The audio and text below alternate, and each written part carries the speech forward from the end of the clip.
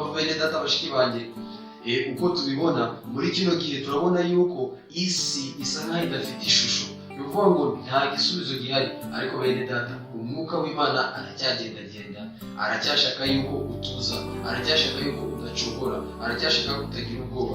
Imana iravuga ngo habeho umucyo. Umucyo ubaho. Uwo mucyo ni iki? Uwo mucyo nuko wagombaga guhereza ibyiringiro bishya imbuto zatewe. Uwo mucyo niwo wagombaga gutuma izo mbuto zongera kuba zakwera.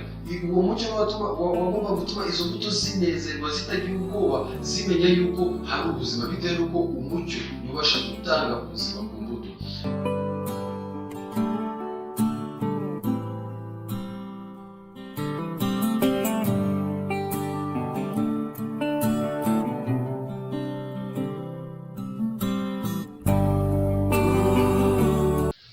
Imana ibahe umugisha. Nk'uko tubizi turi mu bihe bigoye, ibihe bikomeye, isi yose nyine twese hamwe turimo. Ariko hari ikintu kimwe gitanga ihumure ku bana b'Imana, ku bantu bizeye ijambo ry'Imana. Mbere y'uko wenda ngira icyo mvuga, wenda reka dutangire dusome ijambo ry'Imana, kuko ijambo ry'Imana nicyo kintu cya mbere umwana w'Imana akwiye gushyira imbere, kuko mu ijambo ry'Imana niho haba harimo ibisubizo by'ibibazo tuba twibaza mu buzima busanzwe bwose, haba harimo ibisubizo byose twifuza. Rero turasoma mu gitabo cyo mu Gutegeka kwa kabiri, igice ni cya 20, ariko reka duhere ku murongo wa 3. Haranditse ngo nimwumve Bisirayeli uyu munsi, mwigiye hafi y'ababisha mu mwanya, imitima yanyu nticogore, ntimutinye, ntimuhinde umushyitsi, ntimubakukire imitima, kuko Uwiteka Imana yanyu ariyo ijyana namwe ngo ibarwanirire, n'ababisha banyu ibakize. Ngo hano ni ijambo ry'Imana ribivuga. Umuntu uwo ari we wese ashobora kukubwira ikintu ukacyemera ariko ukagira impungenge, ariko ijambo ry'Imana nirikubwira ikintu ntuzigere ugira impungenge, kuko ni Imana yaremye ijuru n'isi ibikubwiye iryo jambo. Rero aha turabizi ko Abisirayeli nabo bigeze bagera mu bihe bikomeye, mu bihe biruhije, mu bihe bikomeye cyane by'intambara by'iki, ariko Imana ivugira mu kanwa ka Mose irababwira ngo ntimucogore, ntimutinye, ntimukuke imitima yanyu. Bitewe n'iki? Umuhanzi turaza kubibona, tuza kuhagera. Umuhanzi aravuga ngo igihe icyo ari cyo cyose Imana iyo igiye gukora ikintu ibanza kureka abantu, ibanza guteka abantu kugira ngo babanze batuze. Rero igihe batuje niho Imana ibasha kugira icyo ikora. Ariko igihe icyo ari cyo cyose haba hari ikibazo mu bana b'Imana, noneho hakabaho ikintu cy'akaduruvayo, abona Satani gushaka ngo abana b'Imana bakure atasiyo, cyangwa icyo bashaka, icyo bagamije kugeraho bakigeraho. Ariko akenshi Imana mu gihe icyo ari cyo cyose ihora isaba abana bayo mu bibazo uko waba bameze kose, Imana ibasabira ngo ibatinye, ntibacogore. Bene data, natwe nk'abana b'Imana, umuhanuzi w'Imana aravuga ngo Imana ntabwo yigeze irema umwana wayo kugira ngo yirwanirire. Imana yafashe ibintu byose umuntu akeneye ibyishyiraho. Noneho igihe icyo ari cyo cyose umuntu yakumva hari ikintu yifuza, nta kindi abasha kubwira Imana yonyine. Niyo mpamvu rero ijambo ry'Imana ritubwiye ngo ntiducogore, ntidukuke umutima mu byo turi guhura nabyo. Rero dukomeje tukareba mu gitabo cya Yohana, uretse mwumve icyo igitabo cya Yohana 14, ndacyari muri Bibiliya kugira ngo wenda turebe ibyo turi buze kwinjira, twumve n'icyo umuhanuzi wacu w'igihe cy'imperuka Branham yavuze. Ariko turasoma muri Yohana igice cya 14, reka twihute. Yohana igice cya 14 turasoma umurongo wawo wa mbere. Umva uburyo Yesu yabwiye intumwa. Yesu yarababwiye ngo nimuhagarike imitima yanyu, mwizere Imana nanjye munyizere. Ni ukuvuga ngo Yesu nawe yabonye itorero rye risa naho rifite ubwoba, ariko Yesu wenyine abwira intumwa ze, arazibwira ngo nimuhagarike imitima yanyu. Turabizi ikintu kibasha gutuma umuntu ahagarika umutima we, ikintu kibasha gutuma umuntu umutima we uhagarara akagira ubwoba, nta kindi ni igihe icyo ari cyo cyose hari ikibazo gihari, hari ikintu kibi gihari, agahagarika umutima, akagira impungenge, akavuga mbese ibintu bizagenda gute, agahagarika umutima. Ariko Yesu nubwo bwose abona ko icyo kintu hari ikibazo gihari, ariko Yesu araje abwiye intumwa ze, arazibwiye ngo ntimuhagarike imitima yanyu, munyizere, mwizere Imana nanjye munyizere. Ni ukuvuga ngo Yesu ikintu yifuza ni uko abana b'Imana babasha kumwizera, ntibahagarike imitima yabo, ntibatinye. Itorero rya Yesu Kristo, umugeni wa Yesu Kristo, aho turi hose, turi mu bihe natwe bigaragara yuko abantu benshi imitima yabo ihagaze, imitima y'abantu benshi ifite ubwoba. Ariko reka mbabwire ikintu kimwe, mwe guhagarika imitima yanyu, mwe gutinya. Reka nongere nsome ikindi undi murongo wa Yohana, muri uwo murongo wa Yohana 14, reka dusome ku murongo wa 27 bite twinjira. Umva uburyo Yesu yavuze. Yesu yaravuze ngo mbasigiye amahoro yanjye ndayabahaye, icyakora simbaha nk'uko ab'isi batanga, imitima yanyu ntihagarare kandi ntitinye. Haleluya. Urumva uburyo Yesu Kristo yabwiye intumwa ze, niko Yesu Kristo ari kubwira n'abana be. Yarababwiye ngo mbasigiye amahoro, kandi ntabwo ntanga amahoro nk'ay'ab'isi batanga, ahubwo mbasigiye amahoro Yesu atanga ni amahoro menshi cyane, kandi amahoro anyuze umutima. Noneho umva uburyo ababwiye, arababwiye ngo imitima yanyu ntihagarare kandi ntitinye. Yesu Kristo abivuze kabiri. Ijambo ry'Imana twabisomye mu Guteka kwa kabiri, tubisoma muri Yohana 14 umurongo wa mbere, tubisomye muri Yohana 14 umurongo wa 27. Ijambo ry'Imana ribwira abana b'Imana ngo mwe gutinya. Rero reka turebe n'icyo umuhanuzi avuga. Umuhanuzi wacu hari ikintu avuga nshaka yuko dusobanukirwa, ariko guhumekerwa kwanjye mfite bana b'Imana, mureke kugira ubwoba. Iyo umuhanuzi aravuga ngo intwaro ya mbere Satani akoresha ni ubwoba, atuma umuntu ashidikanya, n'isengesho wasenze wenda ugakurikirana ibintu uko biri kumera ukagira ubwoba.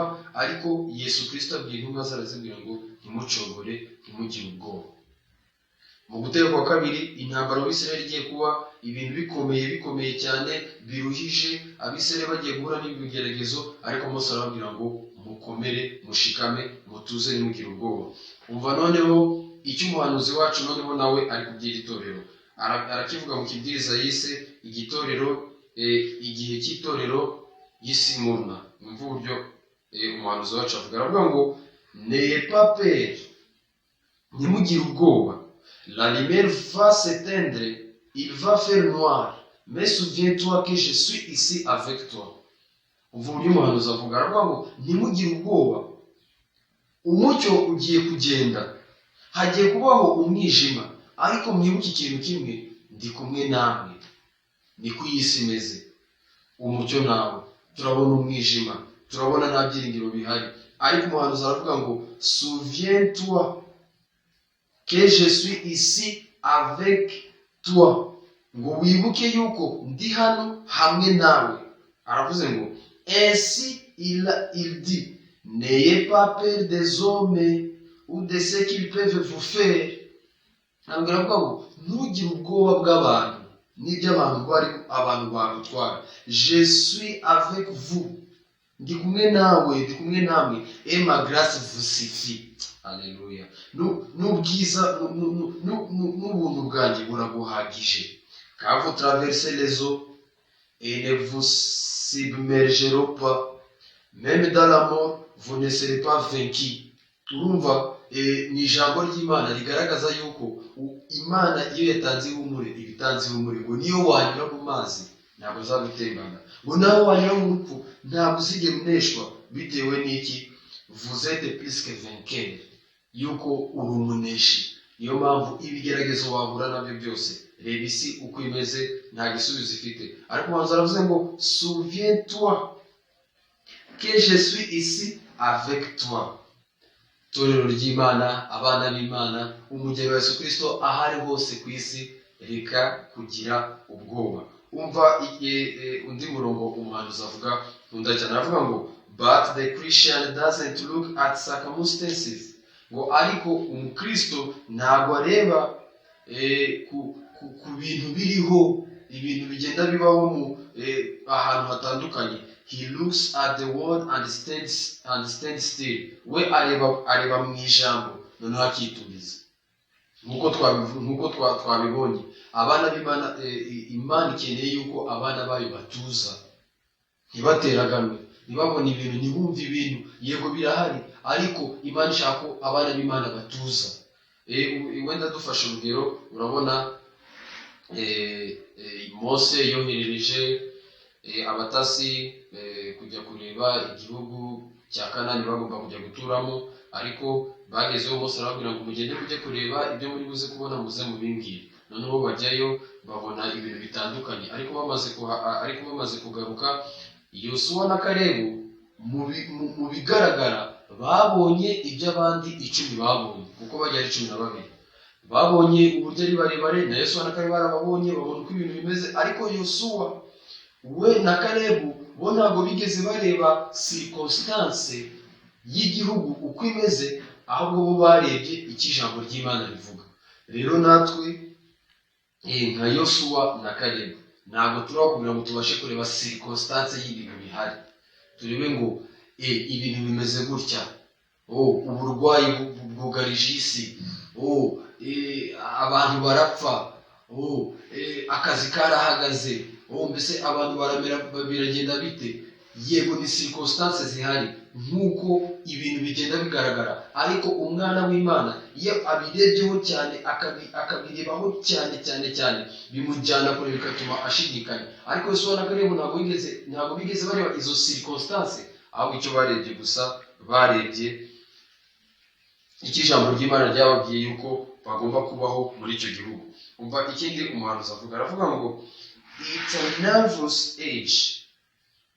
What it is, then I give this solemn warning to the church. Ngo turi mu gisekuru kibi. Ngo mbese ni iki? Ngo ngiye kubahereza kuburirwa, ngiye guhereza itorero kuburirwa. Mu buryo umuhanuzi atanga kuburirwa, stand still. Umuhanuzi aravuze ngo tuza, we gukuka umutima. God always command to stand still before he does anything. Imana buri igihe cyari cyo cyose Imana ishaka kugira ikikora, itegeka abantu kugira ngo babanze batuze. Nubwo bwose abari bigeragezo, nubwo bwose abari ikintu gikomeye, ariko itegeka abantu kugira ngo babanze batuze. Imana ibamugisha. Rero mu gusoza, hari ikintu kimwe cyane kinshimisha. Iyo dusomye mu itangiriro, ndi gusoza, iyo dusomye mu itangiriro igice cya mbere, hagaragaza uburyo mbere na mbere Imana yaremye ijuru n'isi, ariko isi nta shusho yari ifite. Isi yari mu mwijima w'icuraburindi, nta shusho. Ariko hari ibintu bibiri byabayeho wenda tugomba kwitaho. Hari ibintu bibiri. Ikintu cya mbere, umwuka w'Imana wagendagendaga hejuru y'amazi. Haleluya. Kandi noneho uwo mwuka w'Imana igihe wagendagendaga hejuru y'amazi, noneho n'ikindi, Imana iravuga ngo habeho umucyo. Ni ukuvuga ngo ikintu, nubwo bwose isi yari imeze nabi, nubwo bwose isi yari idafite ishusho, nubwo bwose isi wabonaga nta esperance yo kubaho, cyangwa ubona ibintu bimeze nabi, nta shusho ifite, ugashaka uburyo wahereza ibintu ishusho ukabibura. Ariko umwuka w'Imana wagendagendaga hejuru wagendagendaga hejuru uvuga ngo umwuka w'Imana wari uhari. Niyo mpamvu bene data bashiki banjye, uko tubibona muri kino gihe turabona yuko isi isa nkaho idafite ishusho. Ni ukuvuga ngo nta gisubizo gihari, ariko bene data umwuka w'Imana aracyagendagenda, aracyashaka yuko utuza, aracyashaka yuko udacogora, aracyashaka ko utagira ubwoba. Ikindi noneho tugomba kureba, Imana iravuga ngo habeho umucyo. Umucyo ubaho. Uwo mucyo ni iki? Uwo mucyo ni uko wagombaga guhereza ibyiringiro bishya imbuto zatewe. Uwo mucyo niwo wagombaga gutuma izo mbuto zongera kuba zakwera. Uwo mucyo niwo wagombaga gutuma izo mbuto zinezerwa, zitagira ubwoba, zimenya yuko hari ubuzima, bitewe n'uko umucyo niwo ubasha gutanga ubuzima ku mbuto. Rero umuhanuzi akomeza avuga ngo mu myaka 600 Imana yaremye isi, ikora Edeni yayo, iyikora neza. Ariko noneho Satani nawe, kuko Satani ntabwo arema, ahubwo araza agahindura, agashaka kugoreka ibintu. Noneho Satani nawe yongera afata imyaka 600 kugira ngo yongere asenye iyo Edeni. Niyo mpamvu umuhanuzi avuga ngo muri iyo myaka 600 Satani yarongeye afata isi, yongera arayigoreka, isi irongera ibaho idafite ishusho. Habaho ikintu cyitwa deformation. Ni ukuvuga ngo ni ishusho y'isi yongeye iba nkaho idafite ishusho. Ariko se byagombaga kureka gutyo? Ni ukuvuga ngo nubwo bwose muri iyo si nta shusho yari ifite, ariko hari imbuto z'Imana. Ariko iyo dusomye muri Zakariya 14 hongeye kugaragaza yuko hari undi mucyo uzaza muri iyi si turimo. Satani yagoretse. Ku mpamvu aravuga ngo mu gihe cy'imperuka, nk'uko duhora tubisoma mu kibwiriza umuhanuzi yise inzira Imana yaciye iki gisekuru. Umuhanuzi aravuga ngo iyora de guerre bacteriologique. Ni ukuvuga ngo hazabaho intambara, abantu bazatangira kuzajya boherezanya amavirusi, kohereza ibintu bikomeye umuntu atamenya.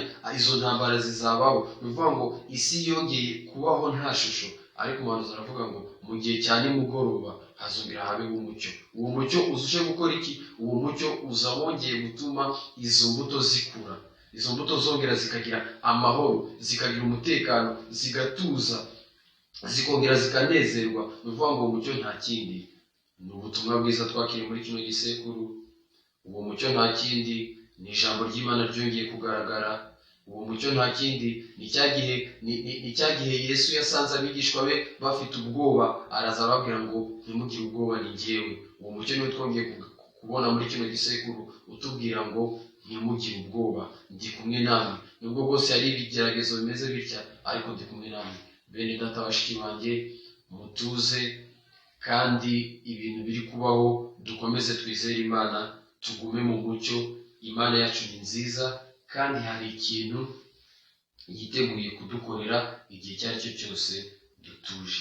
Imana ibahe umugisha. Ni mwene so Lodi Muhigirwa. Imana ibahe umugisha cyane, kandi dukomeze dusengerane, dukomeze tube hamwe mu mwuka, dukomeza gushyira mu bikorwa n'ibyo igihugu kidusaba, kuko umuhanuzi aravuga ngo umukristo ni umuturage mwiza. Imana ibahe umugisha, izina rya Yesu Kristo.